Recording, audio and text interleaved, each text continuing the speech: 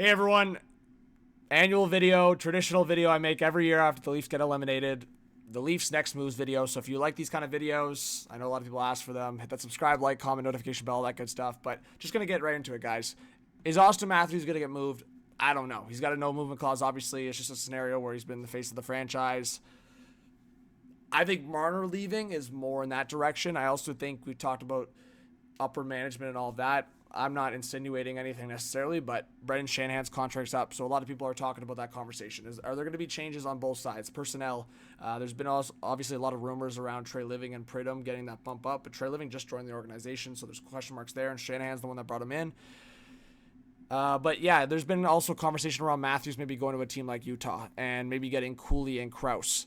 Is that a scenario? I mean, if you also went to the Anaheim Ducks and moved, if you did a sign-in trade with Marner or something, that's been a conversation for some people. I don't know if that's realistic. The other one I was kind of fooling around with is like trades with Philly and Calgary. The Calgary one would be centered around like draft capital, basically just to kind of get some new faces. Like Coleman is the only really significant value there. But Toronto just gets off like a bunch of the passengers, as Matthews and Marner said, with some draft capital, and they get Coleman for a third line presence. And then the other trade is with the Flyers. And it's actually doing a sign-in trade with Marner going to the Flyers because the Flyers would need some cap flexibility in that situation, so they would sign Tippett, Drysdale, and Couturier the other way. The Leafs lineup could look something like this. Sign Nyquist, re-sign Lorentz, get Drysdale in there. I think Drysdale can be the future number one guy if he can develop properly. We'll see. But yeah, and then I had this in my messages, shout out.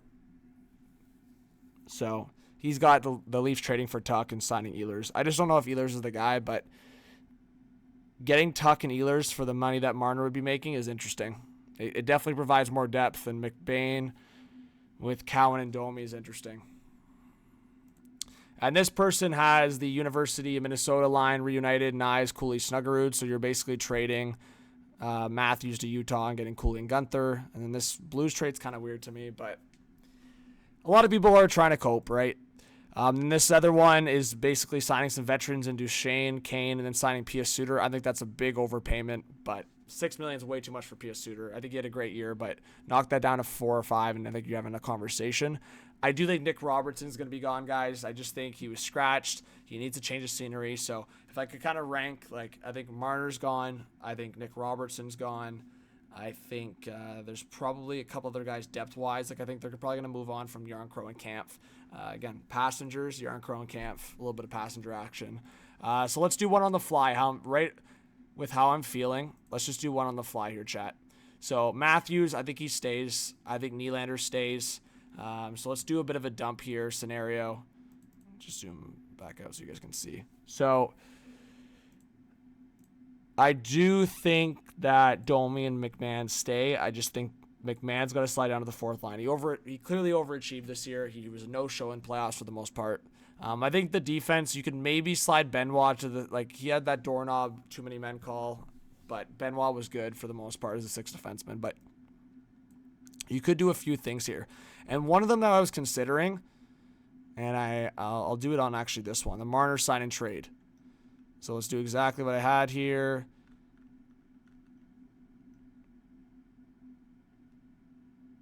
So I was able just to ramp up a couple ideas. So, like, if you move on from Matthews and do a massive trade like this, it's irrational a little bit. But LA can't get past Edmonton. They obviously need a star player. Obviously, people are going to be like, well, Canada beat U.S., McDavid beat Matthews. Well, the Kings have to do something. So maybe it's something aggressive like this. I don't think they're going to move Byfield, but I'm just saying, to get Matthews, you obviously have to give to get. So something like this. Maybe Colorado needs some more cap space. So 1.4 and 1.5, or like 1.3 and 1.5 for Scott Lawton. Those are cheap guys to have in your bottom six. The Leafs need playoff performers. Lehkonen is a playoff performer. So I think both teams win a deal like that that's structured around that. Maybe the Leafs have to throw in a prospect or pick, but Lehkonen had 27 goals. Bobby McMahon had like 20 goals. So you're only losing like 7 goals in the year, and then you're adding Scott Lawton. I know the Leafs just acquired Lawton, but so it would be something like this. The Leafs could bring up Quillen in this scenario. Fourth line, I think he's going to be a good defensive guy. So something like this could make some sense, but obviously you're not going to have Lorentz as your third line center, so we'll see. But just to show you guys what I'm looking at here, so Lehkonen, Byfield, Nyes, Kempe, Domi, Nylander, Ehlers, Quillen, Besser. There's probably someone that needs to be swapped in there as the third line center, who either you acquire at the deadline or you sign. And then you get Brandt Clark in that Matthews trade, and then Brandt Clark's your future number one defenseman. I said it. Riley is a $7.5 million contract as your second pair guy is not that bad, right? Like Riley and Tanev would be a really good second pair. You just need to get more of that explosive offensive guy, the number one power play guy. I think Brandt Clark can be that. So in this trade, you move on from Marner, you move Matthews, you get the replacement number one center in Byfield. Matthews obviously has a lot more value, and you're able to bring in Brandt Clark. The only scenario that Kempe works in this deal is if the Kings are not going to be able to re-sign Kempe. If Kempe's not in this deal, well, then you go sign someone else with that $5.5 million, and you just get Byfield and Brandt Clark. So to answer the question, guys, like I said, I think Robertson, Marner, there's a lot of the guys that are going to move on. But if you are going to move Matthews, I think you need to get a replacement center that's basically like 70% of what Matthews is, and then a number one defenseman. Brandt Clark can be that. There's been a lot of rumors around Brandt Clark, but then the Kings like splashed some water on it, so I'm not too sure. But I would look at the LA Kings for Austin Matthews. Utah's probably that other team I would look at. But Utah, you're probably getting two forwards, where I think LA, you can get Brandt Clark and maybe Byfield. I don't think they want to move Byfield, but I just think Brandt Clark makes a lot of sense to be included in this deal. He'd be the future number one defenseman in Toronto.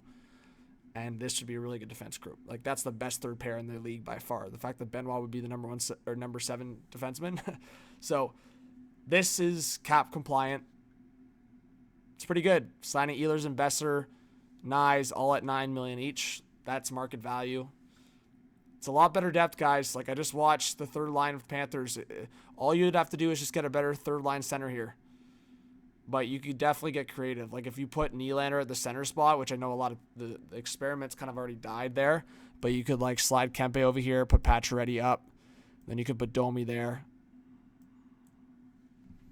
It's pretty good. Fourth line's a lot more realistic. That's really, really good depth. That is insane depth. If Nylander can figure it out up the middle, this is really good depth. I like this forward group a lot better. That third line, each player in that third line could put up over 50 points. Like, Domi needs to bounce back with more goal scoring. He scored a few goals in the playoffs. But combined, like, Ehlers and Besser could put up 20 to 30 goals easy.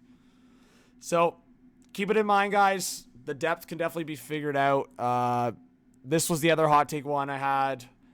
Sign and trade.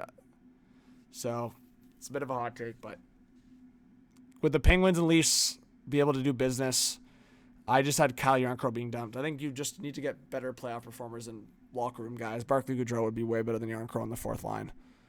So I'm big on getting Brandon Tanev, if you couldn't tell. That's another move I want to see happen. So anyways, guys, hope that kind of gives you an idea what I think the Leafs should do next. I think they should try to figure out a sign and trade with Marner. Just be like, hey, Mitch, we want to figure this out in like a nice, practical way. The fan base would see you a lot better with your exit if we could do a sign and trade. Also, the other team gets you for the 8th year. Also, for teams that are like somewhat competing or want to compete, they need to send cap the other way back to Toronto. So if it's a team like, and I'm just throwing teams out there right now, if it's a team like Washington as well, they would probably have to send cap back the other way. A team like Nashville, they'd have to send cap back the other way. Well, there's other teams that could go after Mitch, like Carolina, Columbus, go down the list, Minnesota, that would have the cap flexibility to be able to do it right away, day one. But anyways, guys, in my free agency prediction video, I'll talk about Marner's destinations, but that's kind of my idea for Marner, is that there's going to be teams that are on the fringe that are going to go after him, that are closer to home. I think he wants to stay closer to home, the newborn baby, being around family. So Detroit, Chicago, Pittsburgh, Philly are all in those consideration, even Washington. Carolina's not too far. But then if you start going out west, teams like, Minnesota's moving in that direction, but then obviously the California teams I'm sure are gonna call. I just don't know if he wants to go as far as that. So thank you guys for watching.